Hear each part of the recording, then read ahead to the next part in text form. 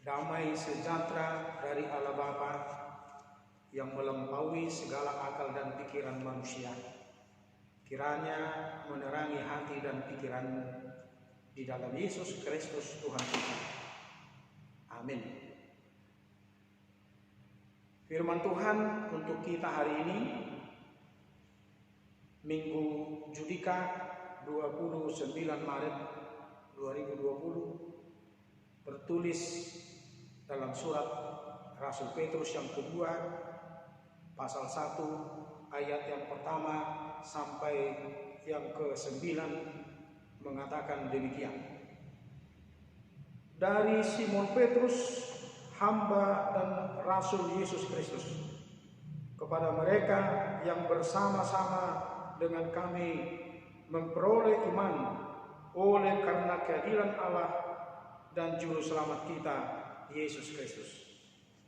Kasih karunia dan damai sejahtera melimpahi kamu oleh pengenalan akan Allah dan akan Yesus Kristus Tuhan kita.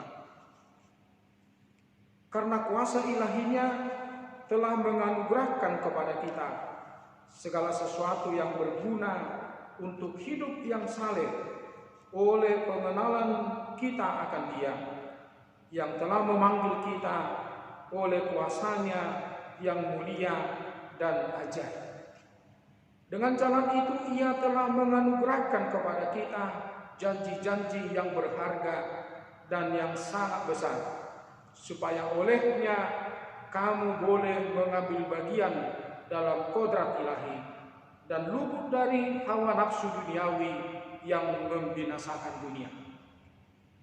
Justru karena itu kamu harus dengan sungguh-sungguh berusaha untuk menambahkan kepada imanmu kebajikan, dan kepada kebajikan pengetahuan, dan kepada pengetahuan penguasaan diri, kepada penguasaan diri ketekunan, dan kepada ketekunan kesalehan, dan kepada kesalehan kasih akan saudara-saudara, dan kepada kasih akan saudara-saudara kasih akan semua orang. Sebab apabila semuanya itu ada padamu dengan berlimpah-limpah, kamu akan dibuatnya menjadi giat dan berhasil dalam pengenalanmu akan Yesus Kristus Tuhan kita. Tetapi barang siapa tidak memiliki semuanya itu, ia menjadi buta dan picik, karena ia lupa bahwa dosa-dosanya yang dahulu telah dihapuskan. Demikian pembacaan firman Tuhan. Saudara-saudara yang kekasih di dalam Yesus Kristus, setelah virus corona ini merebak di negeri kita, berbagai-bagai pernyataan iman bermunculan dari berbagai-bagai kepercayaan, termasuk dari kita umat Kristen yang ada di Indonesia. Ada statement atau ucapan-ucapan yang mengatakan bahwa dengan iman virus corona dapat dilawan. Kelompok ini menyindir orang yang takut akan bahaya corona dan dianggap sebagai orang yang tidak beriman. Kelompok ini juga menyalahkan gereja-gereja yang berinisiatif memindahkan ibadah bukan lagi di gedung gereja, tetapi di rumah masing-masing. Ini satu kelompok yang kita lihat, saudara. Kemudian ada kelompok yang kedua yang mengatakan bahwa iman Kristen bukan meniadakan akal budi atau ilmu pengetahuan. Jadi iman bukan meniadakan ilmu pengetahuan atau pemikiran logika. Orang beriman justru semakin berakal budi. Orang beriman mestinya semakin berakal budi. Orang beriman percaya bahwa Tuhan menciptakan segala sesuatu yang ada di dunia ini dengan beraneka ragam makhluk hidup di tengah-tengah dunia ini. Termasuk Tuhan menciptakan adanya ekosistem. Dan ciptaan itu ada yang saling menolong, saling melengkapi, saling membantu, dan ada yang bisa saling menghancurkan atau saling memangsa dengan sesamanya. Nah, dengan demikian dan bisa terjadi perubahan ekosistem. Ekosistem ialah keseimbangan alam, keseimbangan ciptaan Tuhan. Jadi tidak boleh ada yang terlalu menonjol. Kita ambil contoh dulu ketika hama wereng melanda sawah di Sumatera Utara, khususnya di Sumatera Timur. Selidik punya selidik, kesimpulannya karena ekosistemnya sudah rusak. Itu dimulai dengan meracun rumput untuk memudahkan para petani memperluas sawah atau mengolah ladangnya. Tetapi bukan hanya rumput yang mati. Berbagai-bagai makhluk hidup yang ada di sawah mati.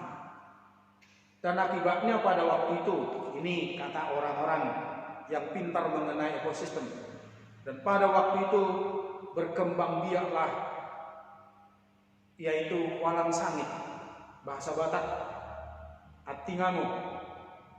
Nah, setelah walang sangit ini berkembang, karena ini juga merusak padi, maka terjadilah pemusnahan terhadap walang sangit secara besar-besaran. Dan akhirnya hampir punah. Apa yang terjadi?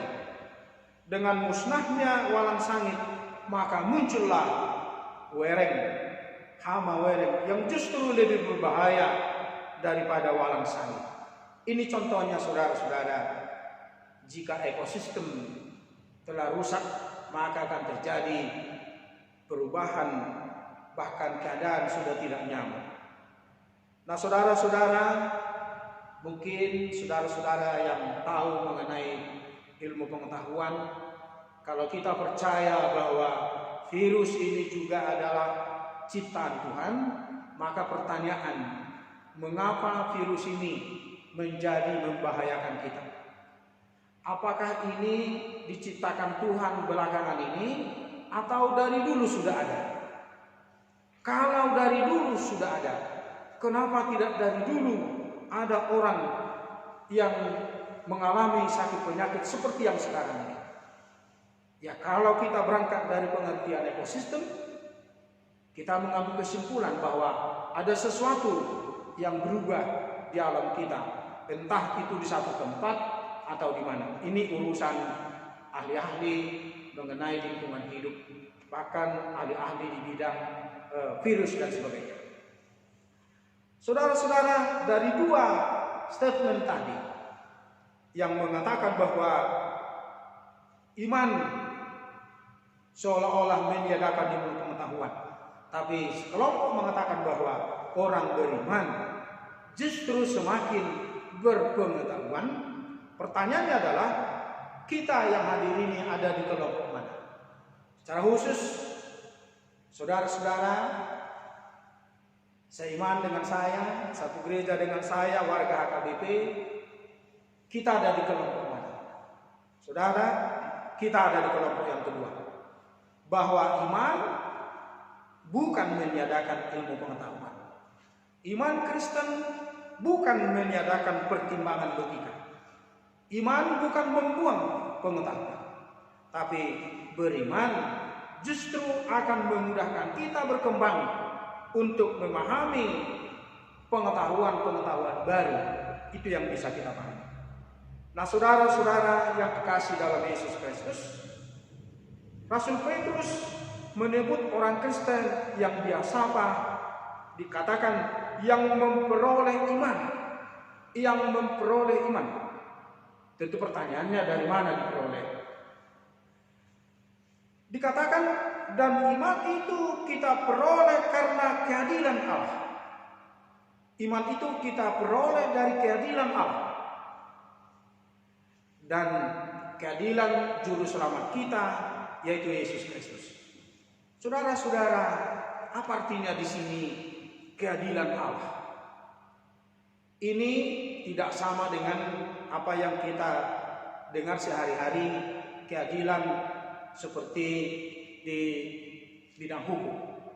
Tapi yang dimaksudkan di sini keadilan Allah ialah kemahakuasaan Allah yang melampaui segala akal dan pikiran manusia. Pikiran Allah, keadilan Allah, termasuk di dalamnya kemahakuasaan Allah, kasih karunia Allah yang melampaui kemampuan kita berpikir. Dengan demikian saudara, keadilan Allah berbeda dengan keadilan yang kita pahami. Dan keadilan Allah, seperti yang saya katakan tadi, melampaui pikiran kita. Kalau kita manusia berpikir, orang baik-baik akan sehat, orang baik-baik akan kaya.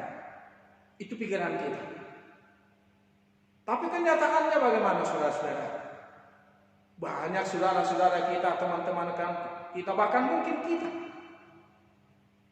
rajin ibadah, berdoa baik-baik, tapi juga ditimpa sakit penyakit. Nah, disinilah perbedaan keadilan Allah dengan keadilan yang bisa kita pahami dalam kehidupan manusia. Nah, saudara-saudara, Petrus menambahkan bahwa iman Kristen itu merupakan kuasa ilahi dari Allah. Kuasa ilahi dari Allah. Dan itu diberikan kepada kita. Jadi iman itu adalah kuasa ilahi yang diberikan Allah kepada kita. Artinya apa? Bahwa melalui iman kita kepada Allah di dalam Yesus Kristus, disitulah kita dimampukan hidup saleh. Itu dikatakan tadi. Itu makanya saudara, dengan iman Kristen kita dimampukan hidup saleh. Apa artinya hidup saleh? Nah, saudara-saudara, kalau kita mau lihat apa yang dikatakan Petrus ini, hidup saleh yang dia maksudkan oleh Petrus ialah hidup yang dikehendaki oleh Allah. Hidup yang dikehendaki oleh Allah. Berarti saudara, orang beriman akan menuntun kita menjadi orang saleh atau menuntun kita menjadi orang-orang yang hidupnya dikehendaki oleh Allah. Untuk itulah saudara-saudara, sebagaimana kita lakukan sehari-hari, kita banyak belajar, kita banyak berdoa, kita banyak beribadah dengan cara kita sendiri. Tentu tujuannya adalah bagaimana supaya hidup kita menjadi hidup yang dikehendaki oleh Allah. Nah, saudara-saudara, oleh Petrus mengatakan agar kita mengusahakan supaya di dalam diri kita orang-orang beriman, mesti ada lagi katanya kebajikan. Jadi di dalam iman itu mesti diisi dengan kebajikan. Diisi lagi, dan kebajikan diisi dengan pengetahuan. Nah, jelas saudara, pengetahuan, akal budi, pertimbangan logika. Jadi orang beriman jelas mesti memiliki pertimbangan logika, memiliki pengetahuan. Itu orang beriman. Dan dikatakan di dalam pengetahuan itu harus ditambahkan lagi penguasaan diri. Menguasai diri. Jadi diri kita tidak sembarangan melakukan atau berjalan ke sana kemari. Dalam penguasaan penguasaan diri mesti lagi ditambahkan ketekunan. Dan di dalam ketekunan mesti ditambahkan lagi kesalehan. Dan ke dalam ditambahkan kasih akan saudara-saudara. Dan kepada kasih saudara-saudara itu tidak cukup hanya mengasihi saudara-saudara, tetapi mengasihi semua orang. Nah, saudara-saudara, kalau demikian, iman, seperti dikatakan seorang teolog, iman itu membutuhkan objek. Iman itu membutuhkan objek. Apa artinya?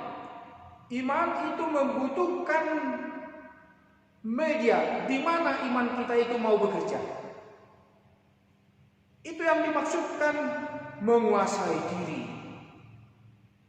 Itu ayatnya. Ada ketekunan, ada kesalehan.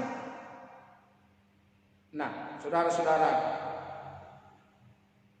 sangat jelas apa yang dikatakan oleh Petrus bahwa orang beriman harus memiliki pengetahuan atau akal budi. Dengan hidup yang dikehendaki oleh Tuhan.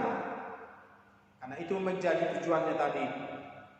Sebagaimana yang diminta oleh Rasul Petrus itu jugalah yang mesti kita lakukan saat ini. Yaitu di dalam situasi kita hari ini, dalam situasi kita saat ini, ketika kita mendengar di sana sini banyak tangisan, di sana sini banyak saudara-saudara kita, teman-teman kita, sebangsa, setanah air, bahkan mungkin keluarga kita yang harus menangis karena wabah yang sedang melanda negara kita. Nah, saudara-saudara, jika kita sudah hidup dalam kehendak Tuhan, maka tidak ada lagi sebetulnya yang perlu kita takutkan. Dan kalau kita sudah hidup di dalam apa yang Tuhan kehendaki, kita tidak perlu lagi ada khawatir mengenai apapun. Karena hidup kita sudah berserah diri sepenuhnya kepada Tuhan. Orang yang berserah diri sepenuhnya kepada Tuhan, di dalam dirinya tidak ada lagi beban. Dia mampu senyum menghadapi semua kondisi. Dia mampu tegar menghadapi semua kondisi. Karena hidupnya sepenuhnya diserahkan kepada Tuhan. Saudara-saudara, penyerahan diri kepada Tuhan adalah kekuatan kita. Penyerahan diri kepada Tuhan menjadi semangat hidup kita. Itulah bahagian dari iman itu yang disampaikan kepada kita. Kiranya Tuhan memberkati kita semuanya. Amin. Kita berdoa. Bapa di surga, kami telah mendengarkan firman-Mu yang mengajak kami untuk mengusahakan iman kami berbuah, bahwa di dalam iman kami ada tindakan-tindakan nyata. Bapa di surga, Engkau tahu apa yang dihadapi oleh umat manusia di seluruh dunia saat ini, termasuk kami di Indonesia. Wabah, telah banyak saudara-saudara kami sebangsa dan setanah air yang telah meninggal dunia, dan ribuan yang sedang dirawat, baik di rumah maupun di rumah sakit. Bapa di surga, melalui firman-Mu hari ini, bahwa kami orang-orang yang telah beriman kepadamu dikuatkan untuk menghadapi ini. Dan kami memohon Tuhan, berilah kami kuasa ilahi-Mu agar iman kami semakin kokoh dan kuat menghadapi situasi ini, sehingga tak satu pun kami yang jatuh ke dalam dosa karena persoalan ini.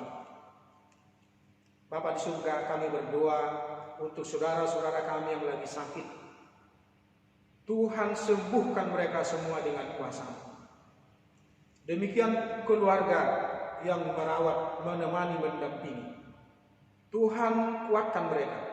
agar tetap tabah, sabar, dan tidak ada yang frustrasi, tapi semua akan berserah diri kepadamu. Kami berdoa untuk bangsa kami, negara kami. Kiranya Engkau Tuhan menguatkan pemerintah kami, terlebih presiden kami. Berikan mereka kesehatan, hikmat dan kebijaksanaan yang dari Tuhan, agar mereka mampu dengan kuasa-Mu, dengan pertolongan-Mu, menyelamatkan bangsa ini dari bahaya ini. Kami berdoa untuk para dokter, para medis yang berjuang di depan menghadapi masalah ini. Tuhan kuatkan mereka semua. Walaupun sudah ada di antara mereka yang korban, Tuhan jangan biarkan mereka menyerah.